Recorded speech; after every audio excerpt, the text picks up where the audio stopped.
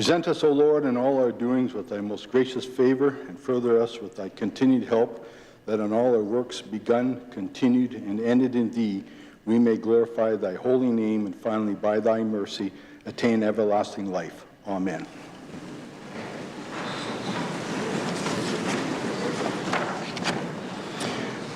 I would like to take this opportunity to introduce John Ford, Deputy Sergeant at Arms, who is seated on the chamber floor with us today. Welcome, John.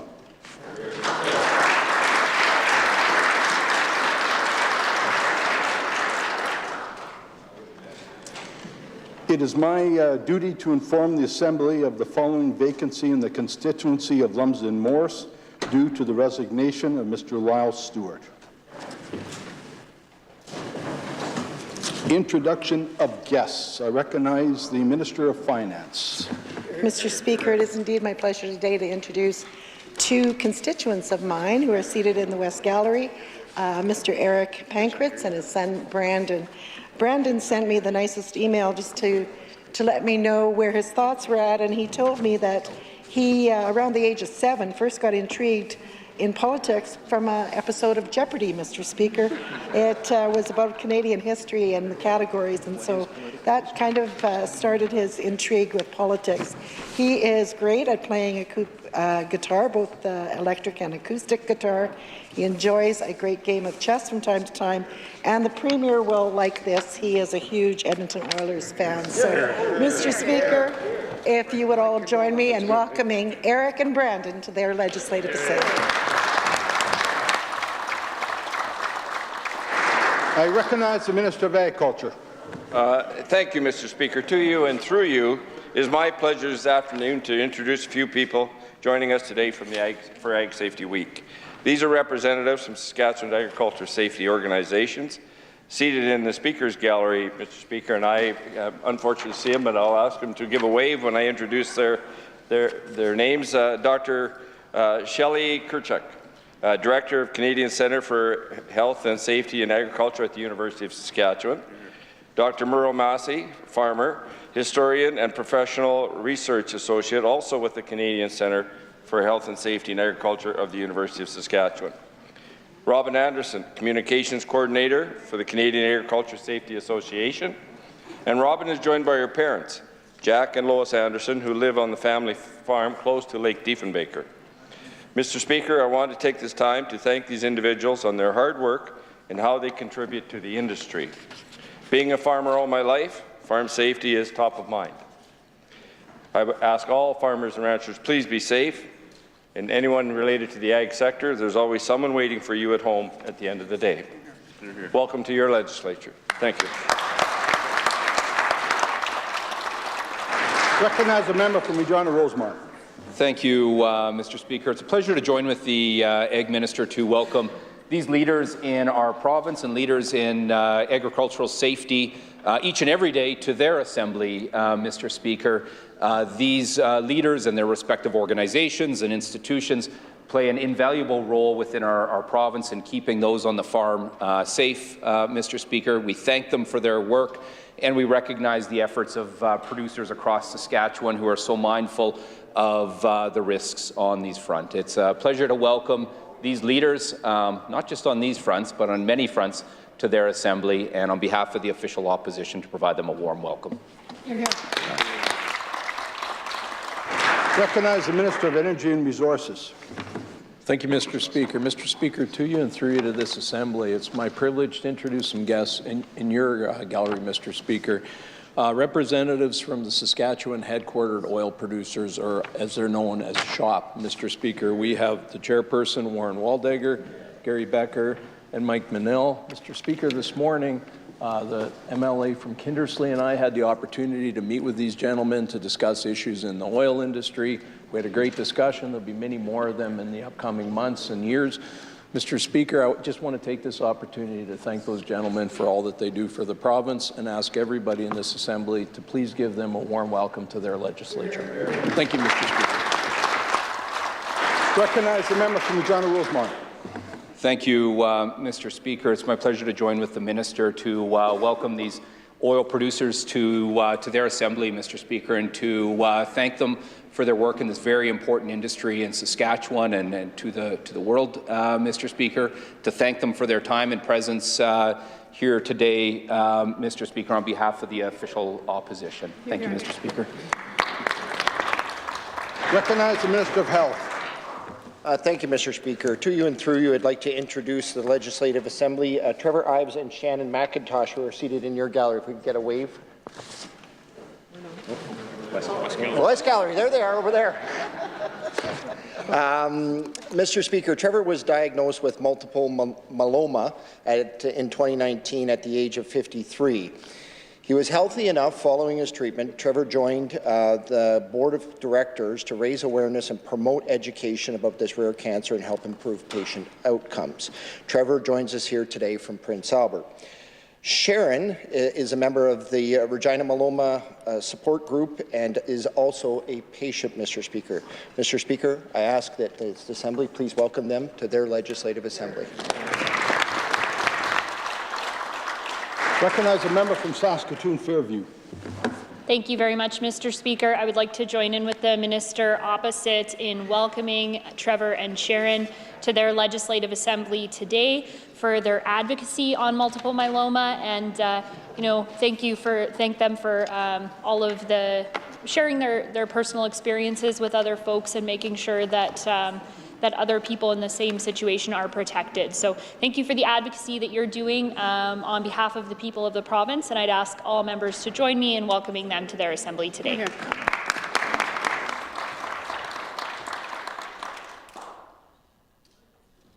Recognize the Minister of Parks, Culture and Sport.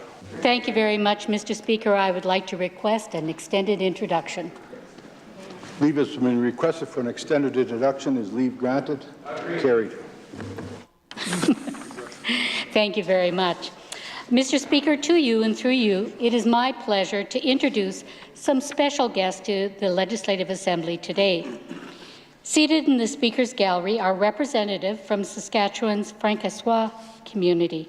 Mr. Speaker, with us today is Mr. Denis Simard, President of the Assembly Communique Francois. And also joining us today are grade 8 students from École Monseigneur Laval here in Regina, accompanied by their teachers. Mr. Speaker, the students, along with the rest of us, have had a good day so far. We had a wonderful opportunity to meet. We gathered in a gallery today to celebrate Rendezvous Francophonie, a National Francophonie Month of March. Mr. Speaker, we recognize the Francophonie culture and how much it has contributed to our province, our country, and our quality of life right here in our wonderful province. Saskatchewan's Francois community is vibrant, inclusive, and growing more diverse. Saskatchewan's community is vibrant, inclusive, and more diverse. Mr. Speaker, the French language was and is an important part of our heritage and also our future. Best wishes for this whole month of Rendezvous Francophonie. Thank you very much, Mr. Speaker. Recognize a member from Regina Elphinstone Centre. Thank you, Mr. Speaker. I ask for leave for an extended introduction. Leave has been requested for an extended introduction. Is leave granted? Carried. Merci, Monsieur le Président. C'est un honneur et un plaisir de joindre le ministère dans mon rôle comme critique officielle des affaires francophonie et souhaiter un bienvenue à Denis Simard, le président de l'Assemblée communautaire francophonie, ses collègues, les élèves, les étudiants de l'école Monseigneur de Laval et les autres organisations qui sont ici aujourd'hui. Aujourd'hui, nous assemblons pour marquer la 25e édition du Rendez-vous de la francophonie. En fait, le mois de mars est le mois désigné à célébrer la culture française et la langue française. Il y a plein à célébrer. Historiquement, le traitement de la communauté française, ce n'est pas un sujet duquel nous devons être fiers. Par contre, l'histoire de la croissance de la communauté française est matière de grande fierté pour eux et pour nous autres aussi. Malgré les avances, il faut que nous autres, comme législateurs et législatrices, font plus pour supporter et augmenter la communauté fransaskoise. J'étais là en bas aujourd'hui, Monsieur le Président, pour la performance d'Alexis Normand et pour son message. Ça m'a vraiment touchée. Vous êtes une communauté résiliente, vous êtes une communauté forte et diverse. À tous et à toutes, je vous souhaite un excellent rendez-vous de la culture francophonie et je demande à mes collègues de me joindre pour offrir un bienvenue vraiment chaleureux à ces gens. Merci. Recognize the Minister of Education. Thank you, Mr. Speaker. Mr. Speaker, to you and through you to all members of the Legislative Assembly, I'm pleased to this afternoon introduce a couple of guests that are seated in your gallery. Joining us today is Cheryl Harrow-Urich, who is the Executive Director of the Foundations Learning and Skills Saskatchewan. She's joined with her colleague Rachel Sutherland, who's Program Manager for Children's and Family Literacy. And so I'd ask that they would give us a wave. Mr. Speaker, I think members are familiar with the organization, maybe if they don't quite yet recognize the name.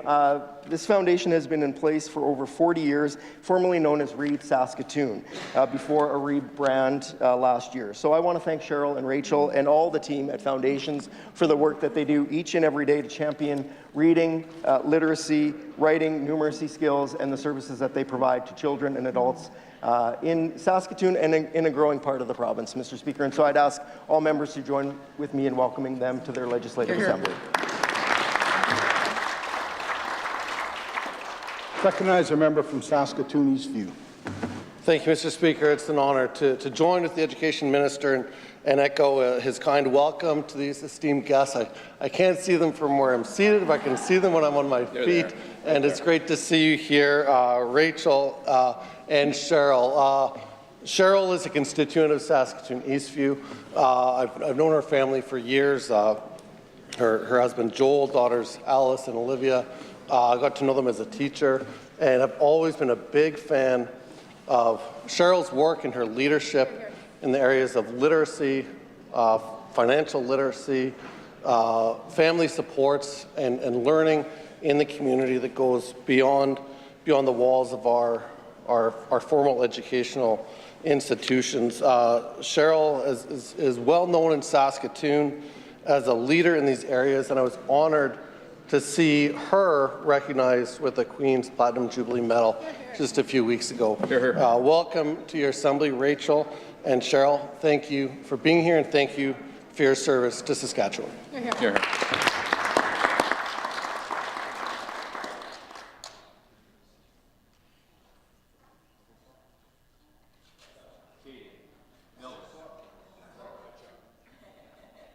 River. Recognize a member from Melville Saltcoats. Thank you, Mr. Speaker. To you and through you and all members of the Assembly, I'd like to welcome seated in the front row of the West Gallery, 14 grade 4 to 6 students from Mortlack School. They're accompanied by their teacher, Greg Kuchurik. And we met a little earlier this afternoon where they had some very good, insightful questions on our roles and responsibilities of elected officials. We certainly talked about the economy, and they had some great historical questions and observations of the building that they are in today. So, Mr. Speaker, I would like to ask all members to welcome Mortlack School to their Legislative Assembly. Recognize a member from Batoche. Thank you, Mr. Speaker. To you and through you, I would like to introduce my daughter and son-in-law, Tracy and Mark, and with them, our grandpa's boys, Carter and Lincoln.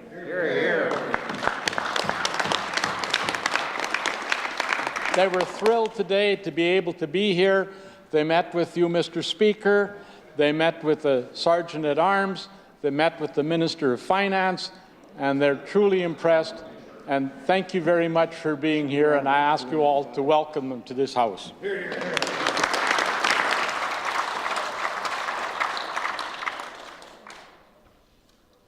Petitions. Recognize a member from Saskatoon Centre. Miigwech, Mr. Speaker. I'm pleased to stand and present the following petition.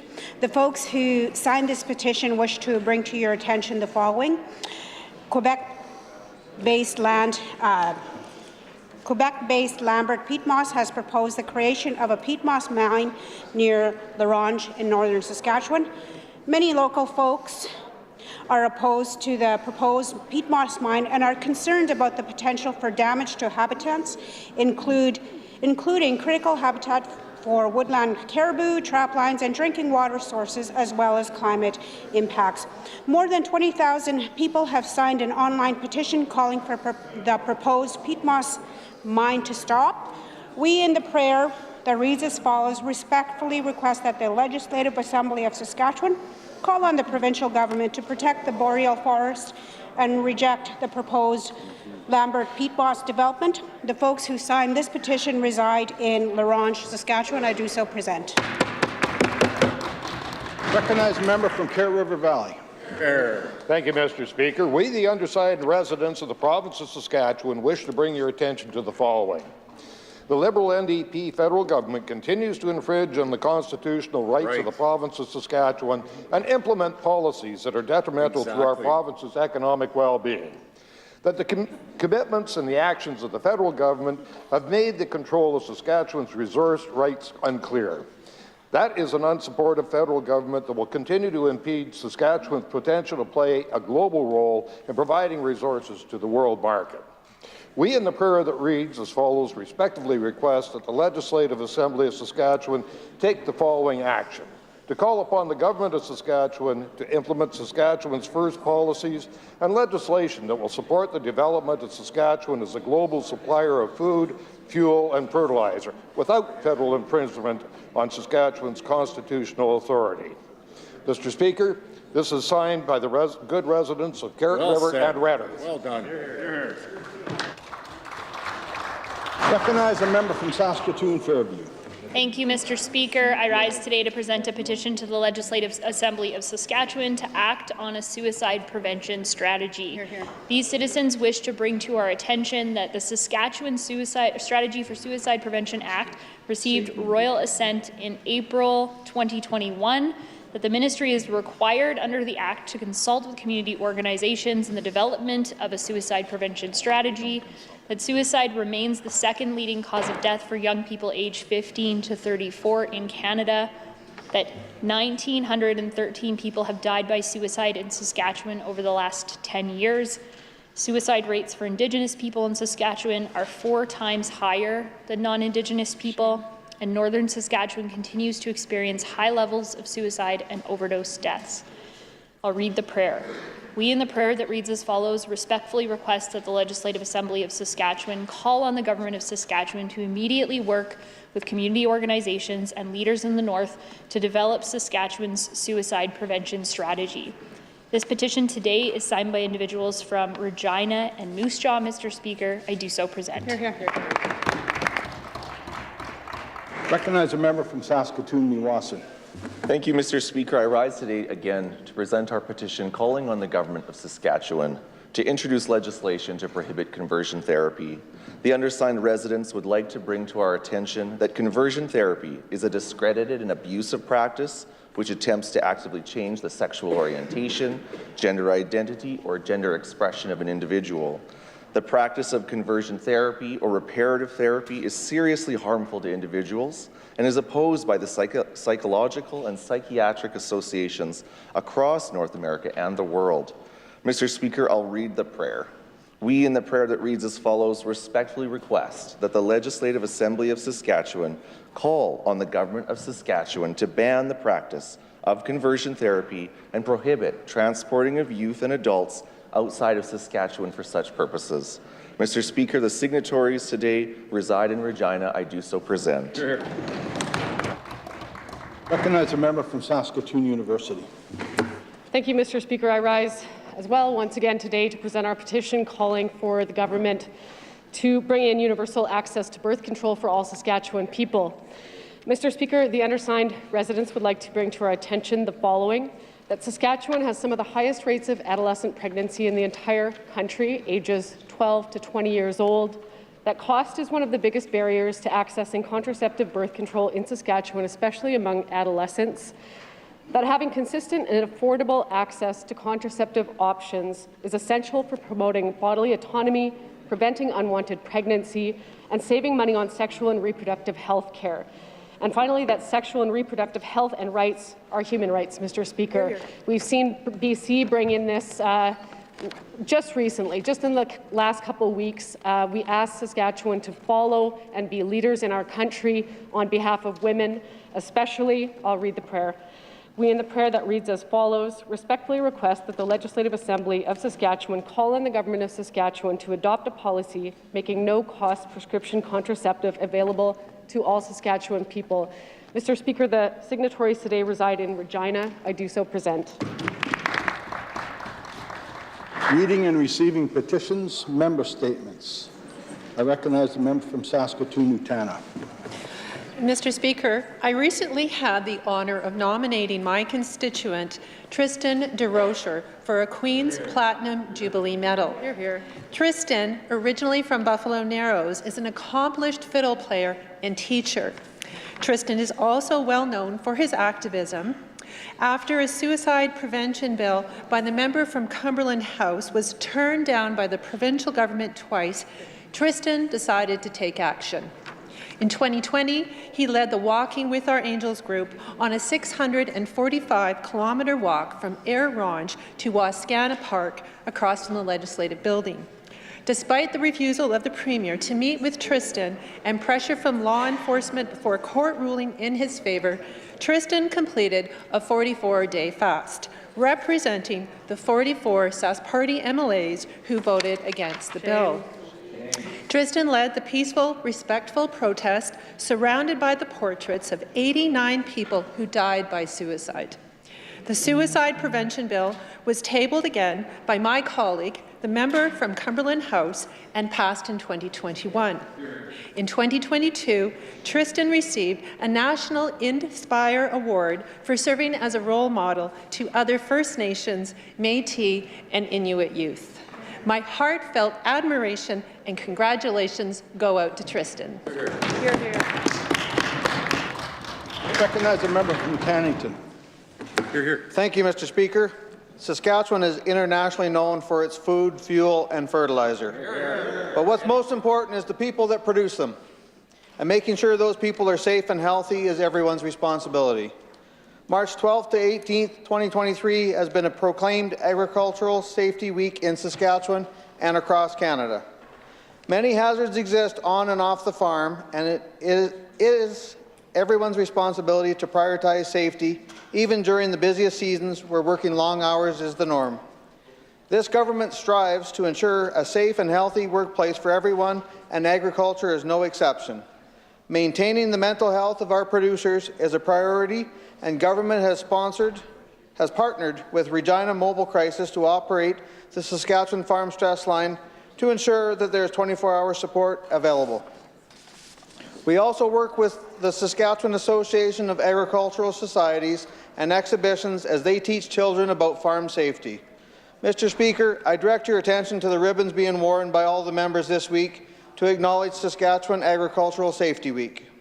The Ag Safe Ribbon campaign raises awareness about farm safety and celebrates safe practices in agriculture. Together, as a community and a government, we are committed to reducing all injuries and illnesses on and off the farm.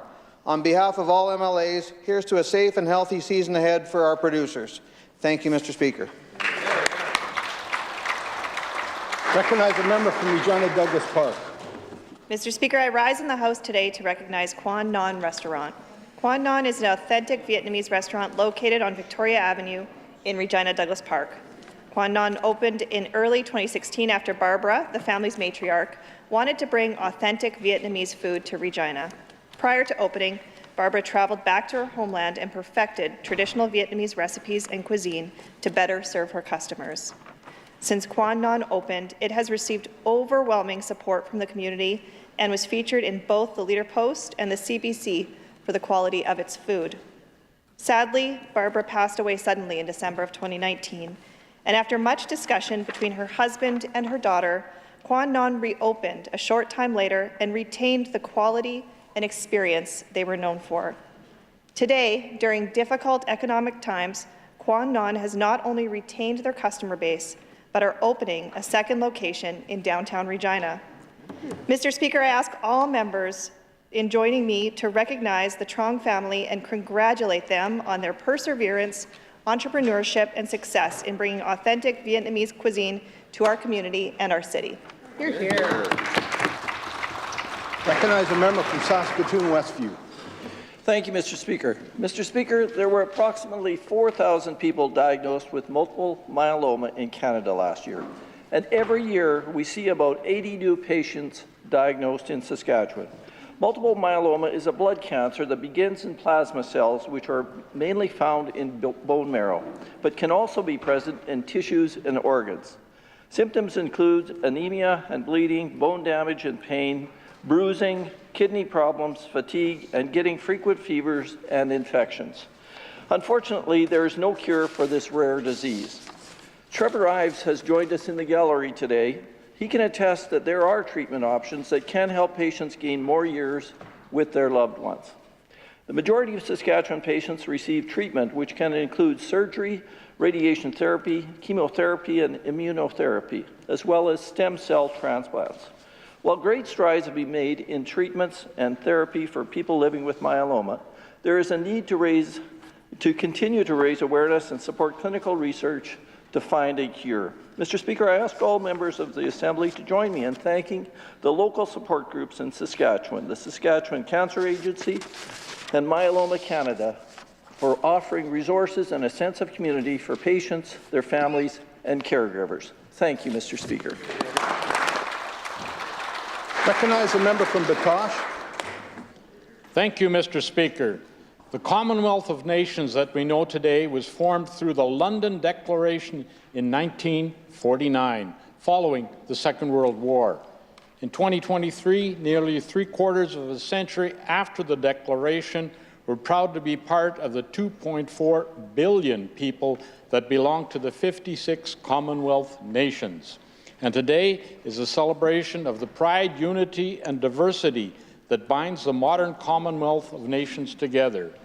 Our shared value of democracy, human rights, and the rule of the law keep us united in a divided world.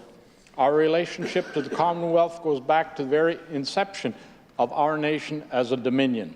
Commonwealth Day is held every year on the second Monday of March. This year, the recent Commonwealth Heads of Government meeting was held in Kigali, Rwanda. In Kigali, 2023 was heralded as the Year of Youth, a time for us to tackle the epidemic challenges facing children and young people in our modern world. Mr. Speaker, I ask that all members join me in recognizing today as Commonwealth Day across the world and remembering our ties to our fellow democratic nations. Thank you, Mr. Speaker. Recognize a member from Carrot River Valley. Well, thank you, Mr. Speaker. I'm excited to recognize a new television production about our Saskatchewan heroes. Guardians of the North is a 6-part dossier that tells the stories of wildfire and emergency responders.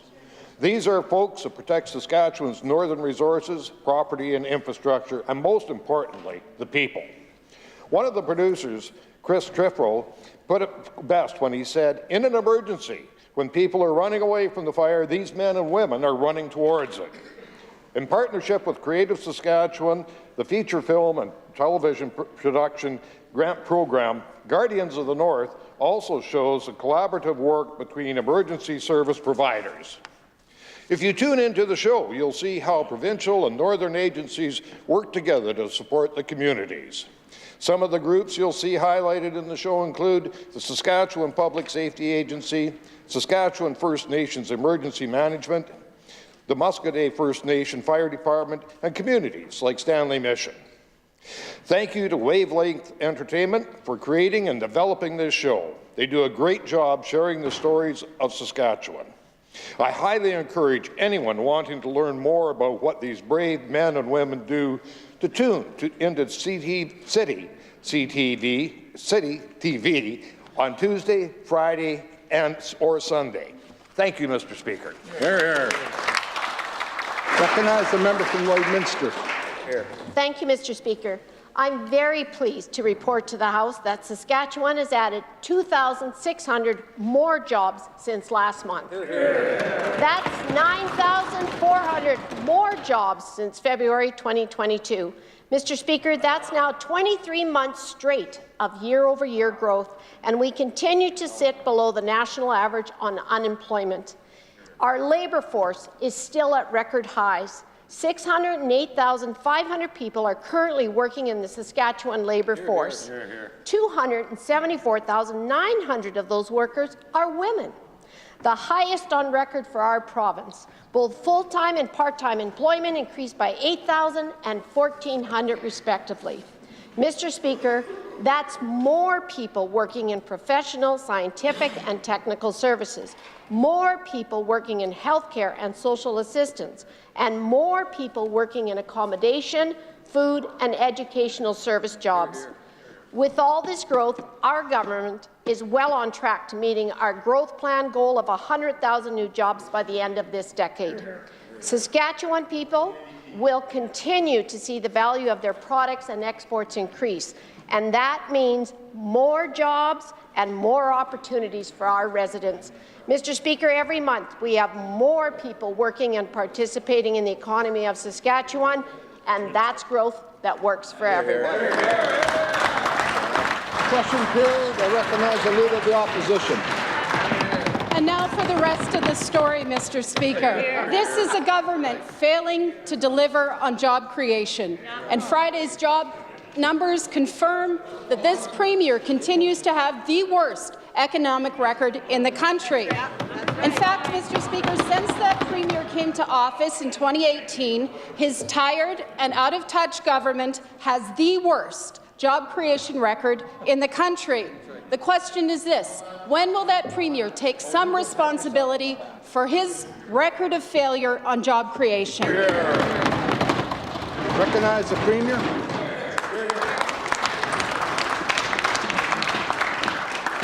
Mr. Speaker, when you look at the forecast, Mr. Speaker, whether it be from the Conference Board of Canada, whether it be from the major financial institutes across the nation, Mr. Speaker, they're all projecting nation-leading growth, Mr. Speaker, either first or second in many of the categories, whether it be jobs, whether it be GDP, whether it be exports, whether it be opportunity, Mr. Speaker, not only out this next year, but, Mr. Speaker, extending into the years after that. Most certainly, Mr. Speaker, the people of this province know that this government is one that continues to focus on growth, Mr. Speaker. We focus on our export growth. We focus on our investment growth.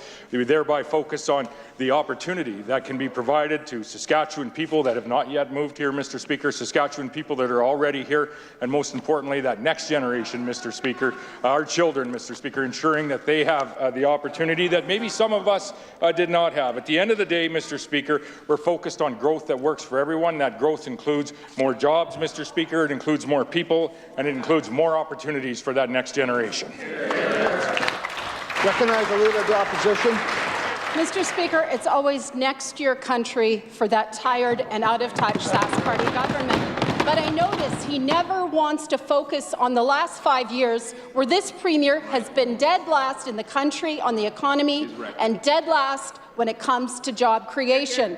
Now, Mr. Speaker, the Premier likes to talk a good game when it comes to jobs, but the Statistics Canada numbers don't lie.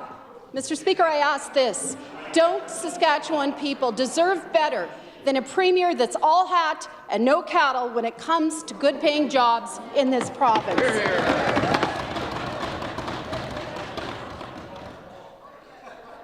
Recognize the Premier.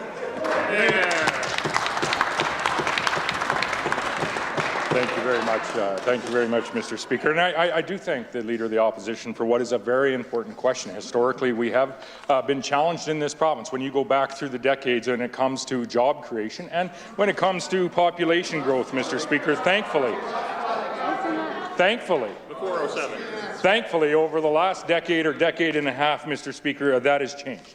Mr. Speaker, we are now up December the 3rd of last year, we hit 1.2 million people in this province, a number that the opposition said was farcical, Mr. Speaker, could never be achieved. Right. Mr. Speaker, since then, 1.21 million people, another 10,000 people in this province, Mr. Speaker. And to answer the Leader of the Opposition's question, to answer the NDP's question on what those people might be doing, Mr. Speaker, in February, we added 2,600 jobs to the communities right across Saskatchewan. That's 9,400 jobs year over year. Our unemployment rate in this province is 4.3%, Mr. Speaker. That's down from 4.6%, and it's second lowest among all provinces in the nation of Canada. Recognize the Leader of the Opposition. Mr. Speaker, let's put this plainly for the Premier. People in this province need bigger paychecks and more jobs, not more tired excuses and spins from that out-of-touch Sask Party government. Now, Mr. Speaker, they mentioned that some employees are having some trouble filling jobs. Fair enough. But he ignores the fact that the cuts and underfunding of our public schools and our post-secondary institutions have created the mess with the labour force in the first place. Mr. Speaker, cuts like those at the University of Regina that are actually putting the viability of that institution at risk.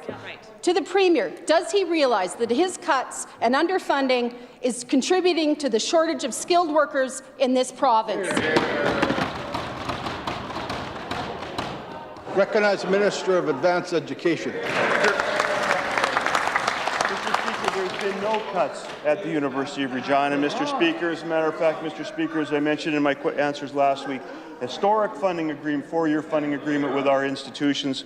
Mr. Speaker, we know that the University of Regina is working through some challenges that they have. Mr. Speaker, we have complete confidence in the President of the University, Mr. Speaker, and his executive team to move forward. Mr. Speaker, he's indicated there'd be no cuts to programs, there'd be no cuts to classes, Mr. Speaker, and as the President has said, Mr. Speaker, he's going to continue to work through his budget, Mr. Speaker, and we'll wait for the final results to come as a result of their deliberations. Recognize the Leader of the Opposition. Once again, Mr. Speaker, everything is just fine, but Saskatchewan people are paying the price for this government's choices. We certainly see that with job creation, and we see it in health care. Mr. Speaker, last week, Health Canada announced that it would be withholding much-needed funding for our health care system because this tired and out-of-touch Sask Party government chose to break the Canada Health Act. Simple question. To the Premier, will he scrap his failed American-style private pay health care scheme? Recognize the Minister of Health. Thank you, Mr. Speaker. The short answer is no, we won't be changing this policy, Mr. Speaker, because it's done 15,000 scans, Mr. Speaker, that have been paid for by Saskatchewan people, which equals 30,000 scans that have actually been done for our province. This speeds up the process for surgeries, Mr. Speaker. The federal government should not have done this. They are taking tools off the table, Mr. Speaker, for us to be able to address the pressures. Mr. Speaker, the provinces need to be able to leverage every asset that they can to be able to address the pressures in the healthcare system, and it was absolutely ridiculous that the federal government is now clawing this money back. Thank you, Mr. Speaker. Recognize the Leader of the Opposition. Mr. Speaker, this is a Premier who is allergic to taking responsibility for his choices and apparently is allergic to answering questions. Now, since this government passed its private pay MRI bill in 2015, average wait times for MRIs in this province have gone up 63%. Mr. Speaker, 63%. And those numbers are directly from that government's website. The question, how much longer will Saskatchewan people need to wait to access care before that Premier recognizes that his paying out-of-pocket scheme for health care was a mistake? Recognize the Minister of Health. Mr. Speaker, I'll tell the House and I'll tell the opposition. This side of the House, we're going to focus on delivering health care, not ideology that's outdated, Mr. Speaker. We campaigned on this, Mr. Speaker, in 2016 and got an overwhelming majority from the people of Saskatchewan that said that they wanted this to be part of our health care access, Mr. Speaker. The NDP should be clear. What they are saying, Mr. Speaker, would result in the cancellation of thousands of MRIs, CT scans, and surgeries, Mr. Speaker. We believe that health care delivery is extremely important, and we're not stuck in the ideology of the NDP, Mr. Speaker. We take our direction, Mr. Speaker, from the people of Saskatchewan who had the privilege of putting us in here, Mr. Speaker, certainly not from Justin Trudeau. Recognize the member from Saskatoon Fairview. Just utter nonsense from that minister, Mr. Speaker. He knows that strengthening the public system is an option and is the option in this case, and he's making it out like that is not an option at all. Shameful. Shameful, Mr. Speaker. Mr. Speaker, let's be clear about what's going on. The Sask Party government is breaking the Canada Health Act. They knew this was going to happen. They've known for years that this private pay system breaks the law. We flagged this with the minister all the way back in 2015 and several times since then, but they've plowed ahead with this privatization plan anyway. Will the minister admit that this tired and out-of-touch Sask Party government's choices are breaking the law, and that they're the ones who are to blame for this clawback of federal funding? Recognize the Minister of Health. Mr. Speaker, they act like we're the only ones in Canada doing this. The NDP government in BC is doing this. The province of Quebec is doing this. The province of Ontario is doing this. The province of Alberta is doing this. And we're all disappointed at the same, Mr. Speaker, that again, Mr. Speaker, there have been two elections for the people of Saskatchewan to stand up and ask about this, Mr. Speaker, and they have spoken, Mr. Speaker. They have put us back into government based on the policies in our healthcare system, Mr. Speaker, to be able to do exactly what we are doing. Mr. Speaker, we will continue to listen to the people of Saskatchewan on how to deliver our healthcare system, certainly not to the NDP and Justin Trudeau.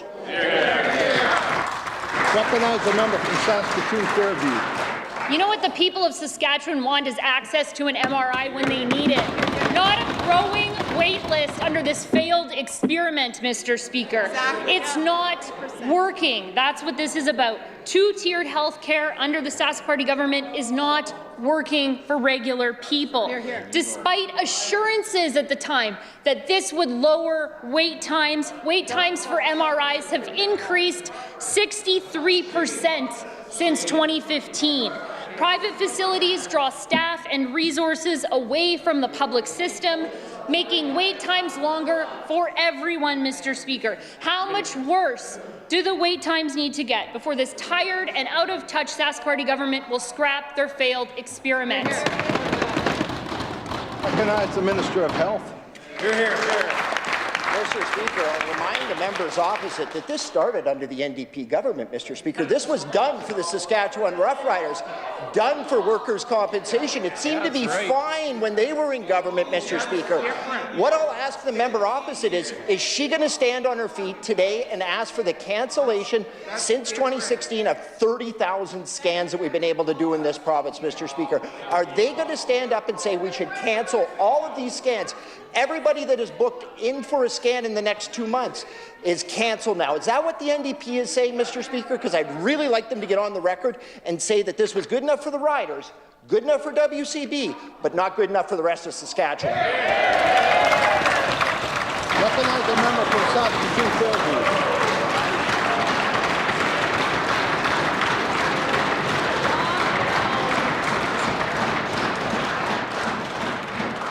Mr. Speaker, they have a responsibility to pay for the scans that are necessary to deliver health care in this province, and they know it. Stop pointing the fingers elsewhere. It's your responsibility, and this is not working. This is what health care looks like in 2023 under this Sask Party government. Longer waits, higher costs, and clawbacks for violating the Canada Health Act. Shame. This should not be happening in the birthplace of Medicare. People should be able to have access to health care with their health card, not with their credit card. This is not a radical idea, Mr. Speaker. What is next for the Sask Party government? What will they privatize next, and how much more funding are Saskatchewan people going to be on the line to pay for? Recognize the Minister of Health. No answers from them, Mr. Speaker.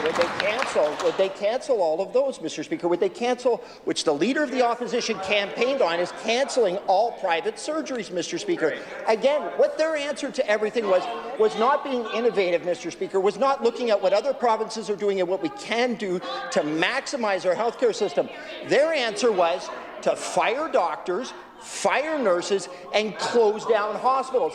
That's what their record is, Mr. Speaker. That's their legacy in the province. They need to understand that, Mr. Speaker, and they need to own up to their legacy. We're very proud on how we're being innovative in this province and delivering the best health care for the people of Saskatchewan. Recognize a member from Regina Elphinstone Centre.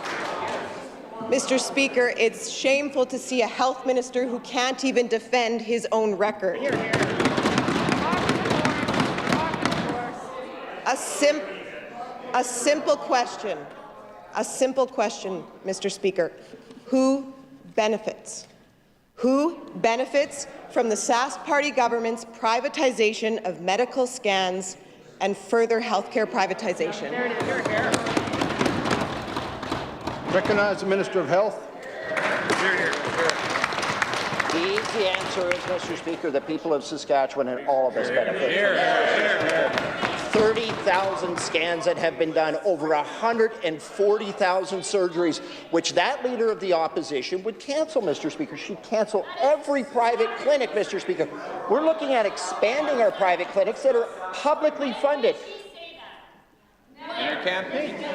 Mr. Speaker, the Leader of the Opposition knows exactly well that she campaigned on cancelling all of the private surgeries, Mr. Speaker. If she doesn't, then I'd like her to stand up and correct the record, Mr. Speaker, because we're going to advance as many dollars as we can into the publicly funded system, Mr. Speaker, to deliver those scans or those surgeries either in a private clinic or in our hospital systems. Thank you, Mr. Speaker. Recognize a member from Regina Elphinstone Centre. Speaker, the question was who benefits, and it sure isn't patients. It sure isn't patients who are waiting longer today for an MRI than they were before this Sask Party government brought their private pay MRI legislation in 2015. The ones who really benefit, Mr. Speaker, is the Sask Party.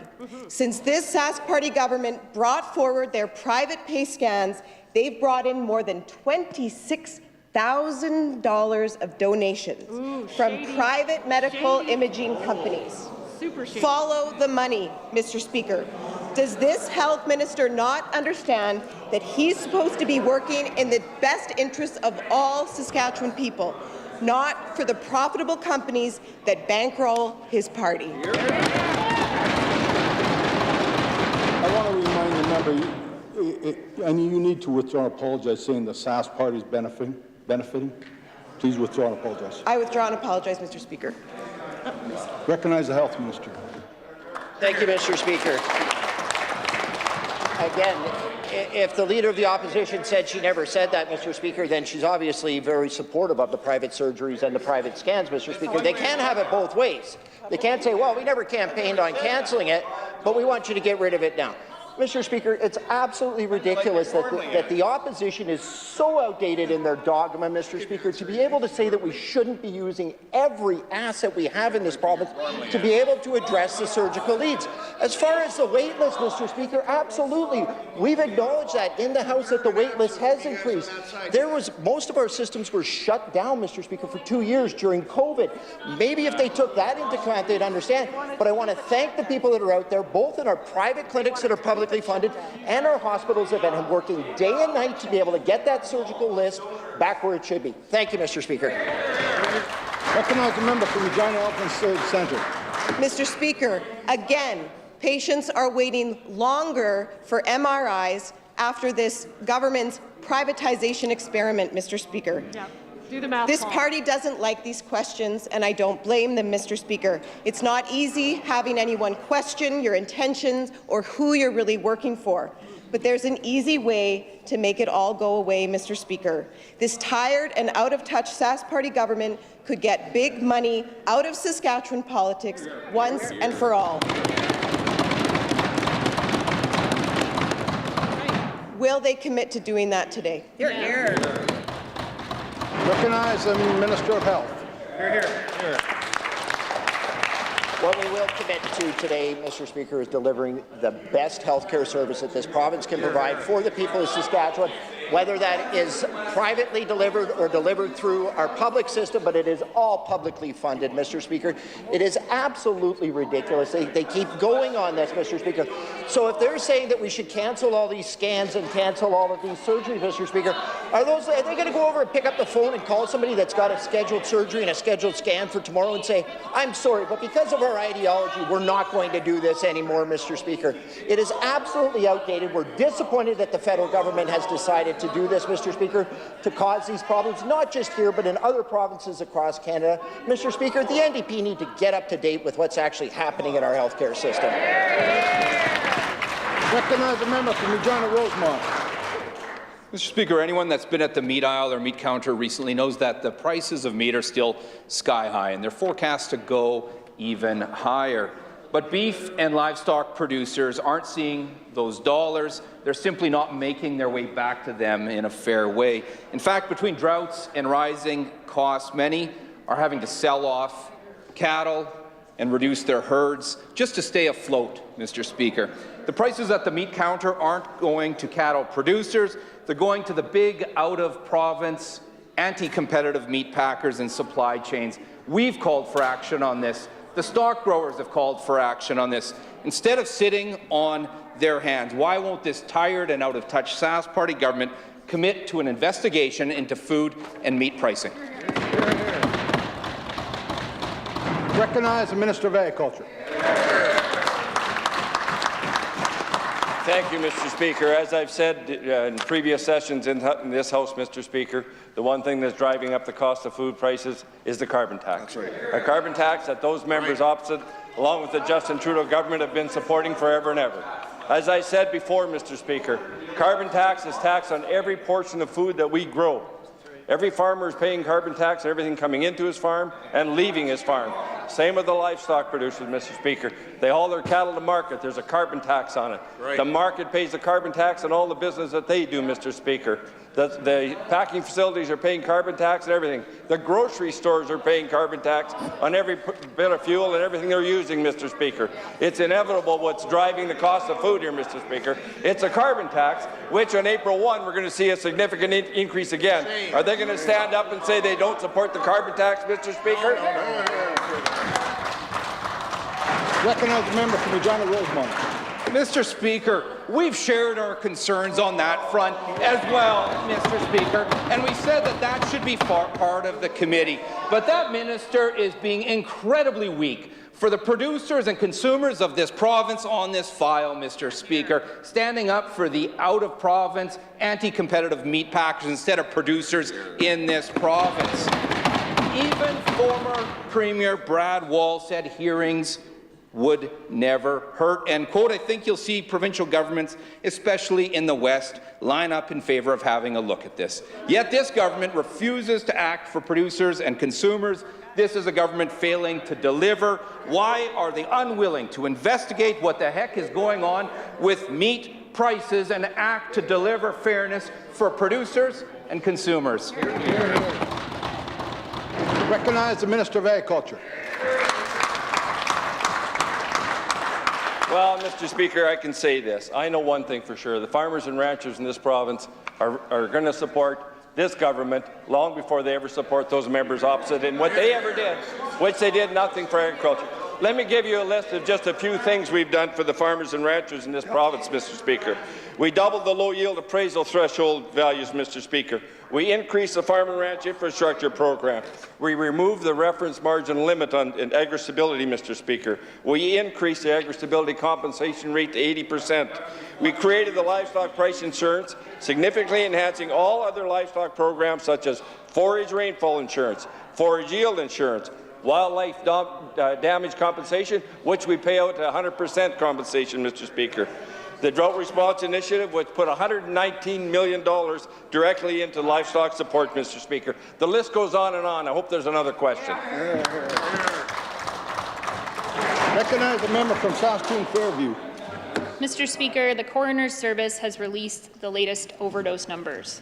In January and February of this year, a suspected 103 people died by overdose. 103 in 2 months. In 2016, the number was 109 for the whole year. Overdose numbers are spiraling out of control, and we see no plan from this tired and out-of-touch government to stop the harm. How many more people have to die before the minister delivers a mental health and addiction strategy that works for everyone? Here, here. Recognize the Minister of Mental Health and Addictions. Thank you, Mr. Speaker. The loss of any life to overdose is a tragedy, and we're seeing this right across our province right now, right across the country. As a matter of fact, Mr. Speaker, we are making record investments into this area, but we know we need to do more when it comes to supports and programs and services to address this.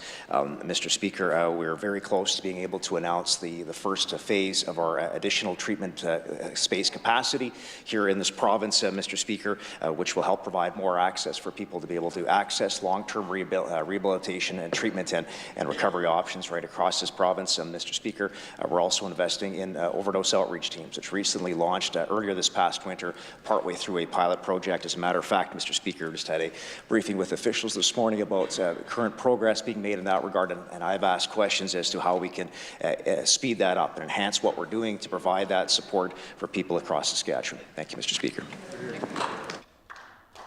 Recognize the member from Saskatoon Fairview. Mr. Speaker, words are one thing, but what communities are calling for right now is action. Soon, the answer of soon coming from this government, Mr. Speaker, is not good enough for families that are dealing with mental health and addictions crises. When will we see a mental health and addiction strategy that works for everyone? Here, here. Recognize the Minister of Mental Health and Addictions. Here. Thank you, Mr. Speaker. And as I said previously, we're going to make more investments into this area. Mr. Speaker, we have now operational overdose outreach teams in Regina and Saskatoon. We have operational now mass spectrometers, drug checking devices operating in Regina and Saskatoon as well. We continue to expand the access to naloxone across this province, getting it into more communities, getting it into more pharmacies as part of that community pharmacy program. And Mr. Speaker, and you're going to see in next week's budget additional investments into this very important area for this provincial government.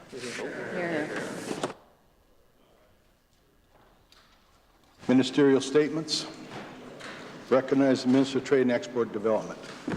Thank you very much, Mr. Speaker. I am pleased to rise today to inform the House of very positive steps on the immigration file, and a copy of the statement was provided to the opposition earlier today. Mr. Speaker, while attending the Forum of Ministers responsible for immigration in Halifax this past Friday, federal, provincial and territorial ministers discussed and confirmed significant progress forward on levels, selection authority and settlement resource allocations.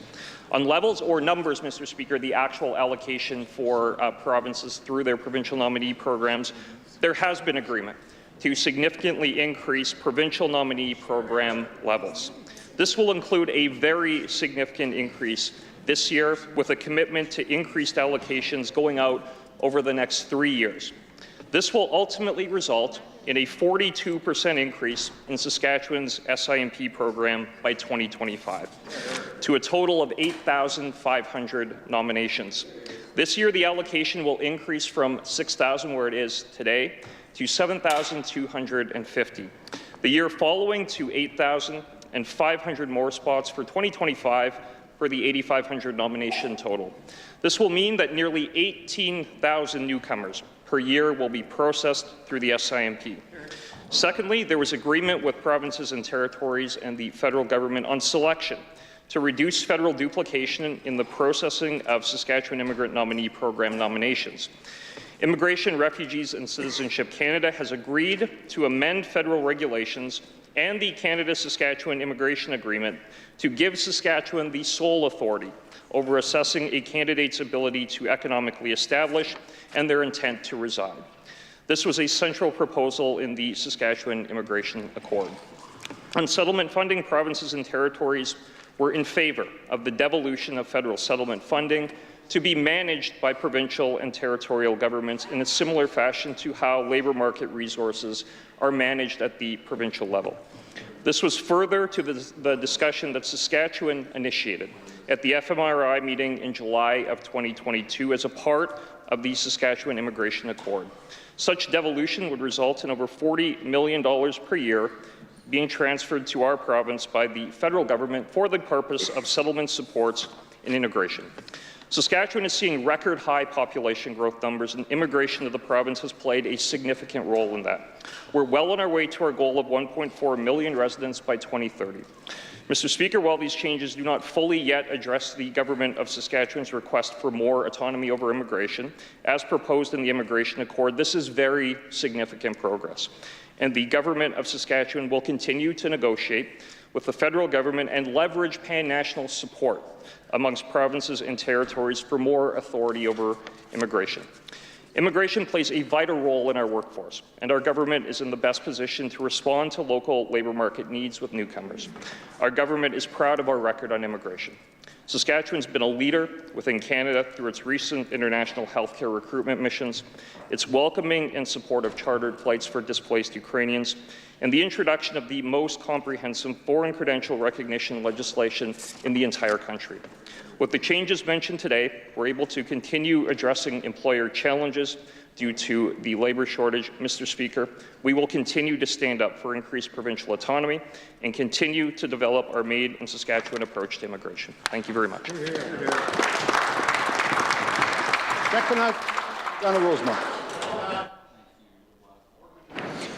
Thank you, Mr. Speaker. It's a pleasure to join with the Minister to rise to respond to this announcement. I want to thank the Minister for providing his remarks in advance of session here today, Mr. Speaker.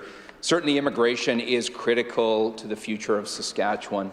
Mr. Speaker, built upon a foundation of treaties and First Nations and Métis people in this province, we've seen wave upon wave of immigrants come to Saskatchewan together to build our province. We see that continuing to this day, and it's critically important, Mr. Speaker. And certainly we see some positive announcements in this agreement that's been found with provinces and territorial leaders, Mr. Speaker, that will increase the allocation for Saskatchewan, the number of newcomers that can choose to come to Saskatchewan to build and contribute and shape our province, Mr. Speaker, as well as to find a more efficient path. Mr. Speaker, having more control as the province will also give this government the ability to make sure that they do a better job of honouring the commitment to families, Mr. Speaker. We know that the setback a number of years ago with the gutting of the family class was a real setback for immigration in this province, more so a real setback to many, many individuals who chose Saskatchewan, Mr. Speaker, and deserve to have family be able to join and them here in Saskatchewan, to support them here in Saskatchewan, which will aid our retention of newcomers as well, Mr. Speaker.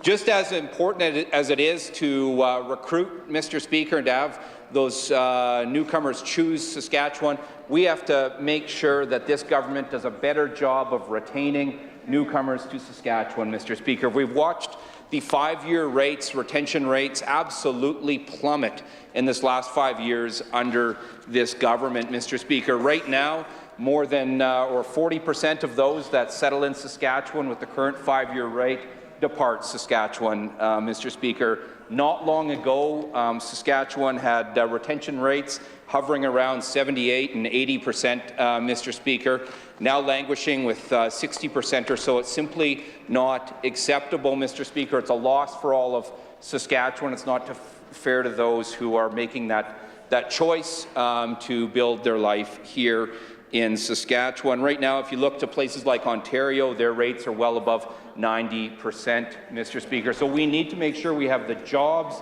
and the opportunity and the cost of living that those newcomers deserve, Mr. Speaker. We need to make sure we have a respectful path for their family to also settle here, Mr. Speaker. And we need to make sure those supports are in place in the community, the settlement supports, Mr. Speaker, and that those classrooms that those students will be entering into have the supports they need as well, Mr. Speaker. Not what we've seen under this government on this front, where we've seen class sizes go through the roof, Mr. Speaker, class complexity go through the roof, and inadequate supports for English as an additional language, Mr. Speaker. Education matters to newcomers, Mr. Speaker, and it matters to everyone in Saskatchewan. But certainly with respect to this accord, we see a lot of progress here, Mr. Speaker, and it's a pleasure to rise to speak to it.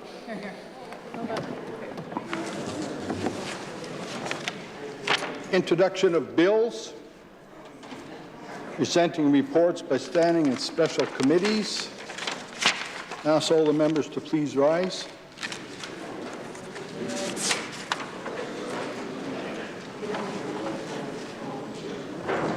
His Majesty the King's Commonwealth Day message. The Commonwealth Day was an occasion of particular pride for my beloved mother, the late Queen, a treasured opportunity to celebrate our Commonwealth family, to whose service she dedicated her long and remarkable life. In succeeding Her Majesty as head of the Commonwealth, I draw great strength from her example, together with all that I have learnt from the extraordinary people I have met throughout the Commonwealth over so many years. The Commonwealth has been a constant in my life, and yet its diversity continues to amaze and inspire me. Its near boundless potential as a force for good in the world demands our highest ambition. Its sheer scale challenges us to unite and be bold. This week marks the 10th anniversary of the Charter of the Commonwealth, which gives expression to our defining values: peace and justice, tolerance, respect and solidarity, care for our environment, and for the most vulnerable among us. These are not simply ideals. In each lies an imperative to act and to make a practical difference in the lives of the 2.6 billion people who call Commonwealth home. Whether on climate change, biodiversity loss, youth opportunity and education, global health, or economic cooperation, the Commonwealth can play an indispensable role in the most pressing issues of our time. Ours is an association not just of shared values, but of common purpose and joint action. In this, we are blessed with the ingenuity and imagination of a third of the world's population, including 1.5 billion people under the age of 30. Our shared humanitarian contains such precious diversity of thought, culture, tradition, and experience. By listening to each other, we will find so many of the solutions that we seek. This extraordinary potential which we hold in common is more than equal to the challenges we face. It offers us unparalleled strength, not merely to face the future, but to build it. Here, the Commonwealth has an incredible opportunity and responsibility to create a genuinely durable future, one that offers the kind of prosperity that is in harmony with nature, that will also secure our unique and only planet for generations to come. The myriad connections between our nations have sustained and enriched us for more than 7 decades. Our commitment to peace, progress, and opportunity will sustain us for many more. Let ours be a Commonwealth that not only stands together, but strives together in restless and practical pursuit of the common goal. Thank you. Please be seated. I recognize the Government House Leader. Thank you, Mr. Speaker. I'd like to ask for leave to make a motion regarding a change to committee membership.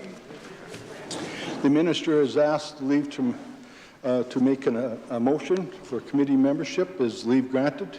Carried.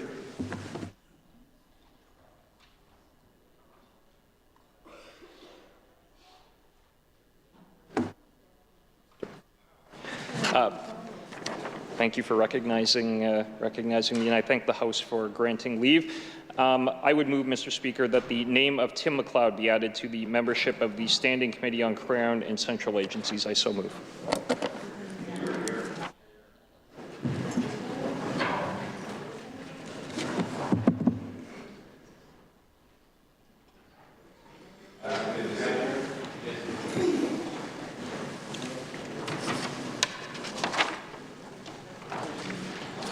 The Minister had moved that the name of Tim MacLeod be added to the membership of the Standing Committee on Crown and Central Agency. Is the motion approved? Carried. Orders of the day. Government orders. Second reading motion for Bill number 103, the Accessible Saskatchewan Act. Mr. Witherspoon. I recognize the member from Regina Elphinstone Centre. Thank you, Mr. Speaker. It's a pleasure to be on my feet and enter into debate on Bill number 103, the Accessible Saskatchewan Act. Mr. Speaker, I'm the designated critic for disability issues on this side of the House, and it's with pleasure that I enter into debate on this bill. This is a bill that's obviously needed, Mr. Speaker. We do need an Accessibility Act in legislation. And over the last couple of months, my aim has been to enter into consultation with the disability community and the disability support community, because they are two distinct communities, Mr. Speaker, and collect feedback on whether this bill gets it right. And I do look forward to exploring those questions more in committee, Mr. Speaker, but the answer that I've heard so far is it does and it doesn't. There are some good things about this bill, Mr. Speaker, and this opposition is more than willing to give credit where credit is due, particularly on such an important topic as improving the accessibility of our province to all. But there are some themes in terms of what is lacking with this legislation. One of those themes revolve around the lack of prioritization of the lived experience of people living with disability. Now, this is no small failure if indeed the Act falls short, Mr. Speaker. And I'll just give one example. The Act provides for an advisory board, and the folks that make up that advisory board include persons living with disability or someone from the disability support sector, I believe is the wording. I don't have it right in front of me.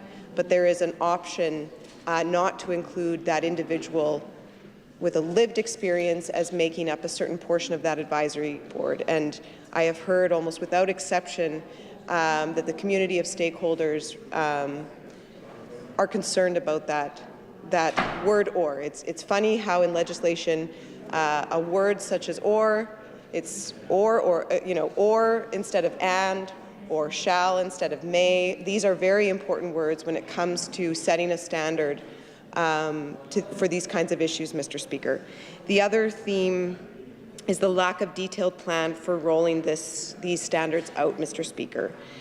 And the focus is on having a plan in this legislation, but it doesn't necessarily define the application of the plan and certainly not the implementation of the plan, Mr. Speaker. The third kind of thematic area around which I've heard concerns around this Accessibility Act, Mr. Speaker, is the lack of teeth, the lack of mechanisms to ensure compliance.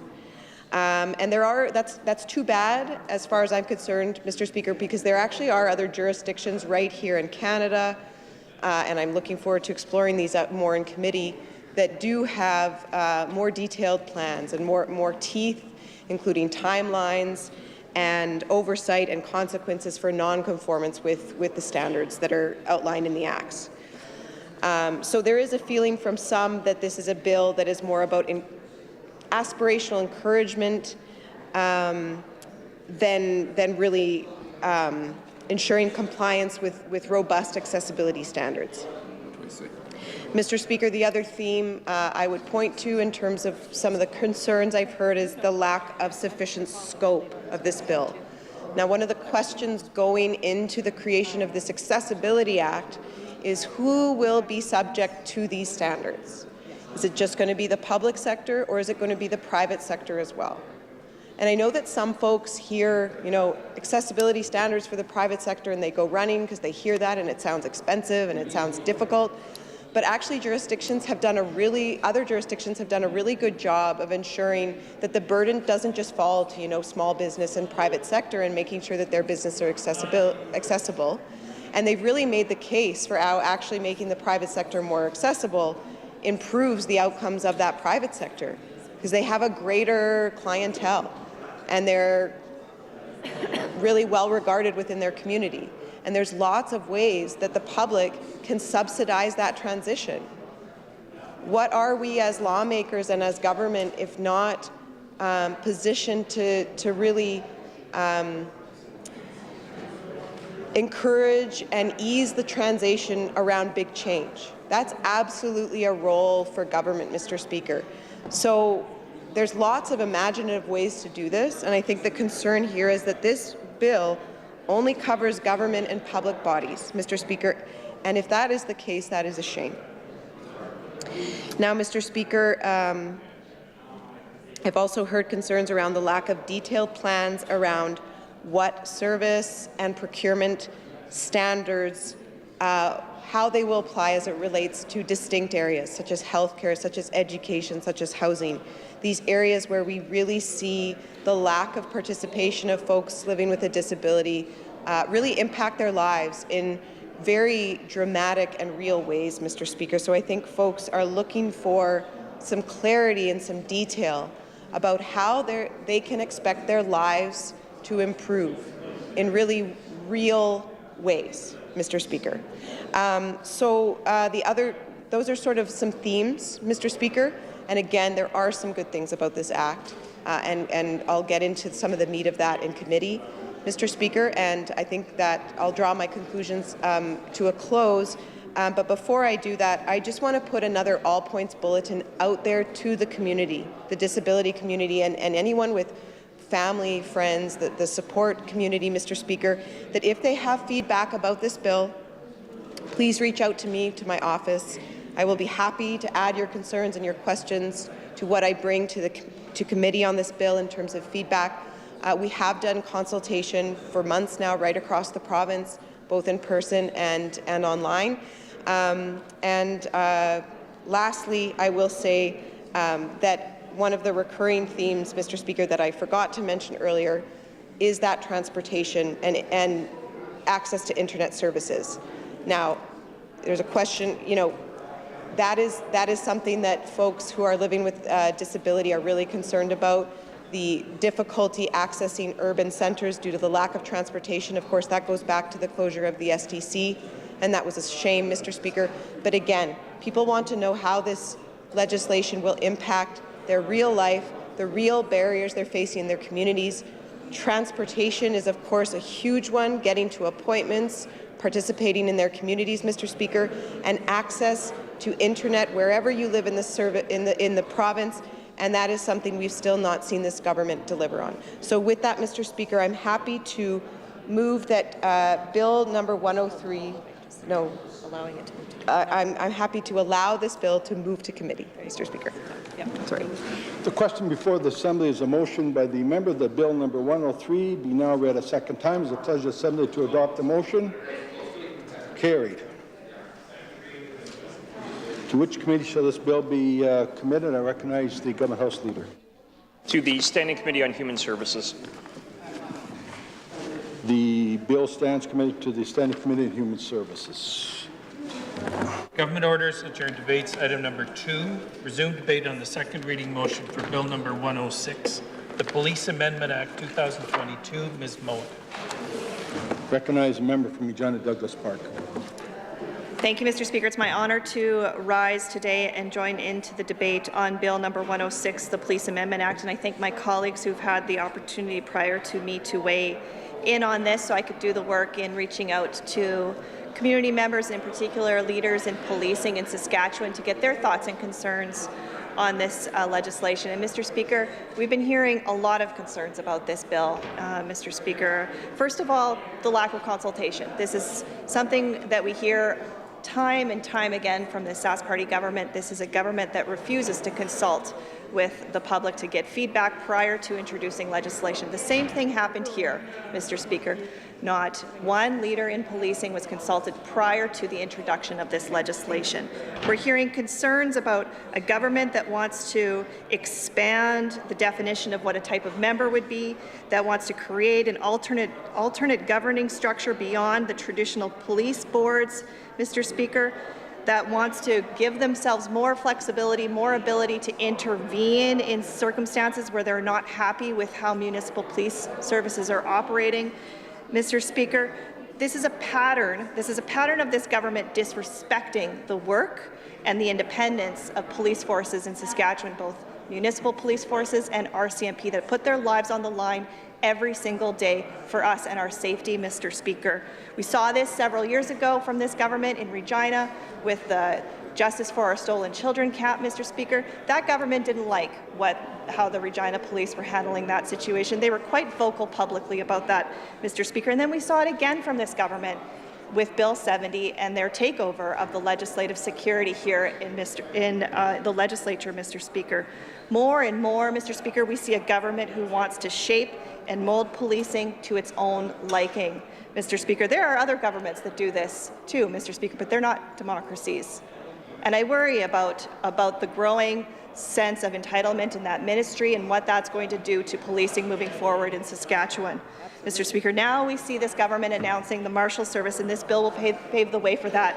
Marshal Service, Mr. Speaker, a word that doesn't exist in Canadian jurisdiction. It's an American term, Mr. Speaker. This is a government that would rather build their own policing service from scratch rather than properly and adequately fund the RCMP, who have asked for an investment in if they would have been given this $20 million that was requested or that's been announced by the Marshal Service, they could put more policing in the front lines of rural communities in Saskatchewan tomorrow, Mr. Speaker. Instead, we see a government that wants to create an entire policing body from scratch instead. I've heard from several policing leaders who've said, if this government has $20 million that they want to invest in, we could give you a dozen suggestions for that money that would help put more frontline police officers on the street tomorrow, and none of those would include creating a new policing body from scratch, Mr. Speaker. Lots of questions to ask the minister and officials about this bill in committee. Looking forward to that conversation. Thank you. Hear, hear.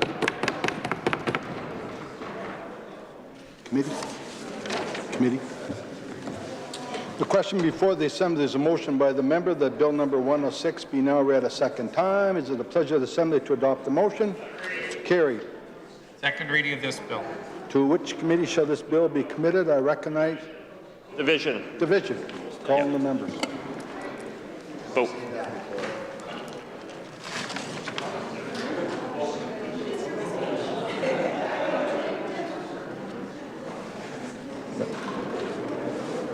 Calling the members.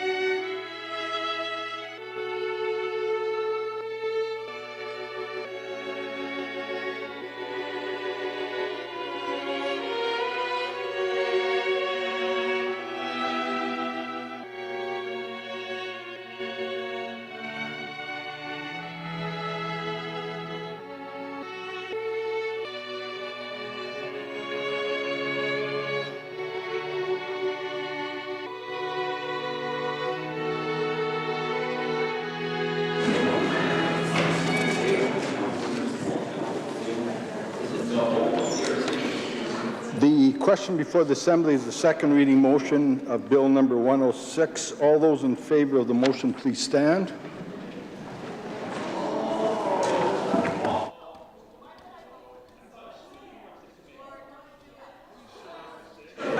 Mr. Moe. Mr. McMorris. Mr. Ryder. Yes. Ms. Harpower. Except today. Mr. Morgan. Yes. Mr. Duncan. Yes. Ms. Tell. Yes. Mr. Wyant. Yes. Mr. Bukowski. Yes. Mr. Merritt. Yes. Mr. Shoveldayoff. Yes. Mr. Bradshaw. Yes. Mr. Kading. Yes. Mr. Cockrell. Yes. Ms. Ross Regina Rochdale. Yes. Ms. Eyre. Yes. Mr. Harrison Meadow Lake. Yes. Ms. Carr. Yes. Mr. Hindley. Yes. Mr. Scorpad. Yes. Mr. Buckingham. Yes. Mr. Hargrave. Yes. Mr. Fayez. Yes. Ms. Lambert. Yes. Mr. Dennis. Yes. Mr. Kirsch. Yes. Ms. Ross, PA Northcote. Yes. Mr. Ottenbright. Yes. Mr. Francis. Yes. Ms. Young Lloydminster. Yes. Mr. Steele. Yes. Yes. Couldn't hear. Mr. Bonk. Yes. Mr. McLeod. Yes. Mr. Myers. Yes. Mr. Friesen. Yes. Mr. Graywall. Yes. Mr. Nerline. Yes. Mr. Gowdy. Yes. Mr. Kiesig. Yes. Mr. Lemig. Yes. Mr. Jensen. Yes. Mr. Harrison Cannington. Yes. Mr. Domitar. Yes. Ms. Wilson. Yes. All those opposed to the motion, please stand. What'd you get? I got 45. Rob? 45? I got 45. 45. Yep.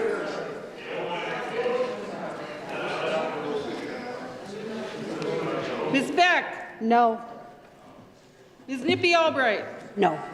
Mr. Vermette. No. Ms. Mowat. No. Mr. Witherspoon. No. Mr. Love. No. Mr. Teague. No. Ms. Sarr. No. Ms. Conway. No. Ms. Bose. No. Ms. Ritchie. No.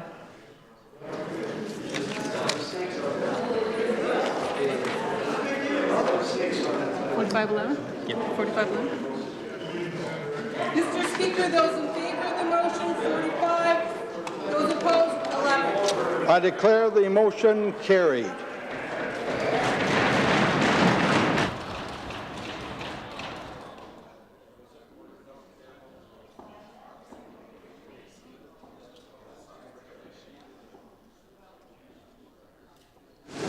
To which committee? I recognize the Government House Leader. To the Standing Committee on Intergovernmental Affairs and Justice. The question before the Assembly, the committee stands to the Committee of Intergovernmental Affairs and Justice.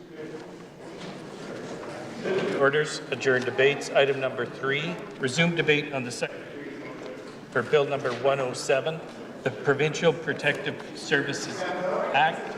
Mr. Teagues. I recognize a member from Regina, Douglas Park. Thank you, Mr. Speaker. It's my honor to rise today and enter in the debate on Bill number 107, the Provincial Protective Services Act.